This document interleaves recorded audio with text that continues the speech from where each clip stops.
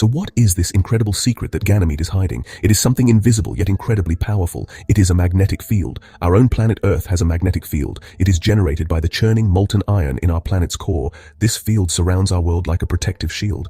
But moons are generally thought to be too small. They should have cooled down long ago, and yet, Ganymede does. It is the only moon in our entire solar system that generates its own magnetic field. This discovery made by the Galileo spacecraft in the 1990s was a complete surprise. It challenged everything we thought we knew about how moons work. As Galileo approached Ganymede, the magnetometer detected a field that was not Jupiter's. It was a dipole field, like a bar magnet, originating from inside the moon itself. This field was creating its own small magnetosphere, a protective bubble carved out inside Jupiter's larger one. It broke the rules for what a moon could be. But how could a moon, so far from the sun's warmth, have retained enough internal heat to keep its core molten for over 4.5 billion years? This question became a central puzzle for planetary scientists.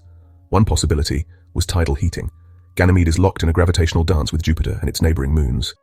This constant pulling and stretching generates friction and heat deep inside the moon. A combination of leftover heat from formation, radioactive decay, and perhaps a small but steady input from tidal forces all likely contribute to keeping the core from freezing solid. Ganymede seems to have hit a geological sweet spot. It was large enough to retain heat, but perhaps not so large that its internal convection became too slow to sustain a dynamo. When astrobiologists search for habitable environments, they look for three key ingredients: liquid water, essential chemical elements, and a source of energy.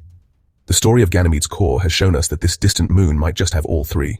The heat from the core could create hydrothermal vents on the seafloor. These vents could release heat and chemical nutrients from the rock into the water, providing the energy foundation for a potential ecosystem. The evidence suggests Ganymede's internal conditions have been stable for billions of years. This gives any potential life a huge amount of time to emerge and evolve. Fortunately, the next generation of explorers is already on its way.